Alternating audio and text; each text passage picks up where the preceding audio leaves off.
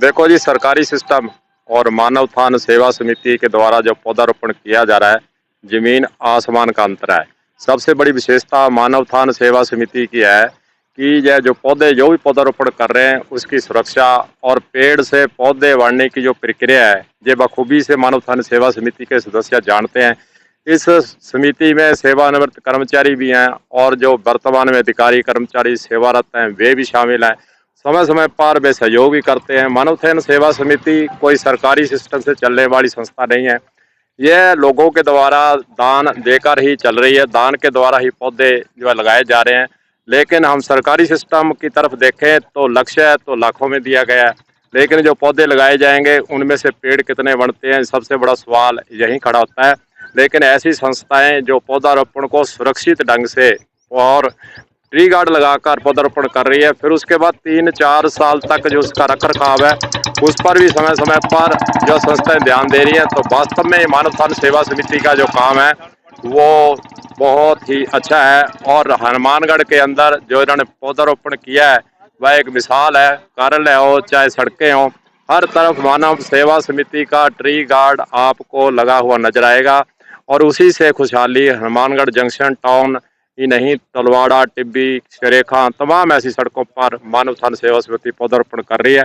तो इस मौके पर यही कहूँगा कि इस संस्था को आप ज़्यादा से ज़्यादा सहयोग कीजिए और पौधारोपण के कार्यक्रम में भाग लीजिए। जो मानव उत्थान सेवा समिति के सदस्य हैं वह सरकारी सिस्टम की तरफ देखना ही नहीं चाहते, अपने हिसाब से काम वो कर रहे हैं।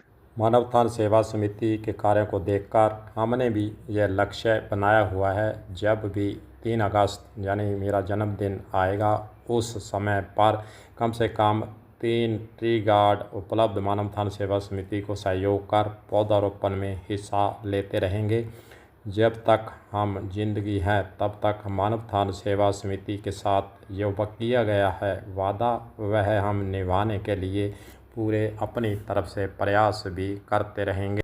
चलिए फिर आपको सुनाते हैं कि मानव उत्थान सेवा समिति के सदस्य आज के इस जो पौधारोपण का कार्यक्रम रखा गया है उसके संबंध में क्या जानकारी दे रहे हैं, सुनिए। आज का पौधारोपण हाउसिंग बोर्ड कार्यालय की तरफ से मानव उत्थान सेवा समिति की तरफ से 35 पौधे में ट्री गार्ड लगाए गए हैं। शहर में जनता भी पौधे लगा रही है, उनसे अनुरोध है कि उनकी सुरक्षा का इंतजाम अवश्य करें, पौधे लगाकर भूल ना जाएं। आज गुरदेव सिंह जी सैनी हमारे बड़े भाई जी का जन्मदिन है। मानव उत्थान सेवा समिति उनको दीर्घायु की कामना करती है, शुभकामनाएं देती है। इसी तरह अपना पौधारोपण में रुचि लेते रहें और लगवाते रहें। आज भी इन्होंने अपना पौधारोपण किया है। जब भी मानव उत्थान सेवा समिति पौधारोपण का कार्यक्रम करती है तो 2 शख्स वहां पर आपको खास रूप से उपस्थित जरूर मिलेंगे। कलम न्यूज और हिमांशु मिड्डा जो कि फोटोग्राफी का काम लंबे समय से कर रहे हैं, उनके मानव उत्थान सेवा समिति के प्रति क्या भाव हैं, सुनिए। मानव उत्थान सेवा समिति बहुत अच्छा कार्य कर रही है। ये निस्वार्थ भाव से जो एक कार्य कर रहे हैं, इनमें हर वर्ग के लोग हैं जो पौधारोपण में साथ दे रहे हैं, चाहे उनकी आमदन कितनी है, और वो पर्यावरण संरक्षण के लिए क्षेत्र में बहुत अच्छा कार्य कर रहे हैं। आज हमारे गुरुजी, हमारे सेवानिवृत्त शिक्षक गुरदेव सिंह जी सैनी के जन्मदिन पर उन्होंने भी पौधारोपण किया है और वो दूसरे लोगों के लिए प्रेरणा स्रोत बने। राजस्थान आश्वासन मंडल के अधिकारी और कर्मचारी भी आज के इस पौधारोपण के कार्यक्रम में यहाँ उपस्थित हुए हैं। पौधारोपण उन्होंने किया है, सहयोग भी किया है और न्यू हाउसिंग बोर्ड एरिया के अंदर आने वाले समय में भारी संख्या में पौधारोपण करने का प्लान बनाए हुए हैं। चलिए सुनते हैं उनसे कि क्या प्लान है और आज जो पौधारोपण किया गया है उनके प्रति क्या आज भाव है। मानव उत्थान समिति अच्छा काम कर रही है। करीबन 35 के आसपास अभी आज पौधारोपण किया है और इसके बाद इनका आवासन मंडली कॉलोनी है, नई कॉलोनी डीटी ऑफिस के पास, वहाँ भी लगाने का प्रस्ताव है। अच्छा काम कर रही है मानव उत्थान समिति।